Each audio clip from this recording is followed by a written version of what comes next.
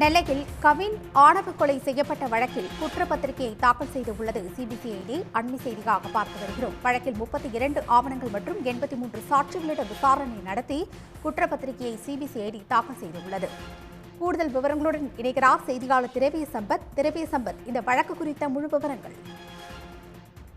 நெல்லை KTC நகர் பகுதியில் கடந்த ஜூலை 27ஆம் தேதி தூத்துக்குடி ஆறுமுக மங்கலத்தைச் சேர்ந்த ஐடி ஊழியர் கவின் 25 என்பவர் ஒரு ஆணவ கொலை செய்யப்பட்டார். இந்த கொலை வழக்கில் அந்த பாளையங்கோட்டை பகுதியைச் சேர்ந்த சுஜித் என்ற வாலிபர் தனது அக்காவுடனான காதலை கைவிட வலியுறுத்தி இந்த கொலையை செய்திருப்பது தெரிய வந்தது. இதனைத் தொடர்ந்து காவல்துறையினர், பாளையங்கோட்டை காவல்துறையினர் சுஜித் மற்றும் அவரது தந்தை, அவரது உறவினரான ஜெயபாலன் என்ற மூவரையும் கைது செய்தனர். அதற்குள் வழக்கை தமிழக அரசு சிபிசிஐடி காவல்துறைக்கு மாற்றம் செய்து இந்த 80 நாட்களாக சிபிசிஐடி காவல்துறையினர் தொடர்ந்து விசாரணை நடத்தி வந்தனர். இந்த நிலையில 3 முறை அந்த சுஜித்தின் தந்தையான சரவணன் நீதிமன்றத்தில் தனக்கு ஜாமீன் வழங்க கோரி மனு தாக்கல் செய்திருந்தார். இந்த நிலையில இன்று இந்த விசாரணைக்கான இந்த மனுவானது வந்தது.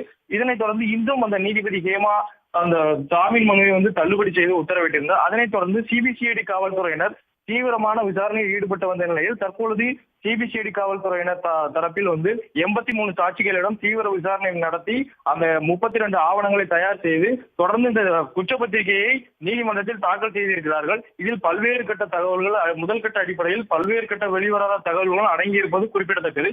தொடர்ந்து இந்த கொலை வழக்கானது நெல்லை மட்டுமல்லாமல் உலகத்தை உலுக்கிய ஒரு மிகப்பெரிய ஆணவ கொலையாக பார்க்கப்படுகிறது. இந்த நிலையில் மீண்டும் இந்த 3 பேருமே தற்பொழுது நெல்லை மத்திய பாளையங்கோட்டை சிறையில அடைக்கப்பட்டிருக்கக்கூடிய நிலையில இந்த குற்றப்பத்திரிகையானது தற்பொழுது தாக்கப்பட்டிருப்பது ஒரு பெரும் பரபரப்பை ஏற்படுத்தி இருக்கிறது. உடனுக்குடன் செய்திகளை தெரிந்து கொள்ள சன் நியூஸ் பெல் ஐகானை கிளிக் பண்ணுங்க.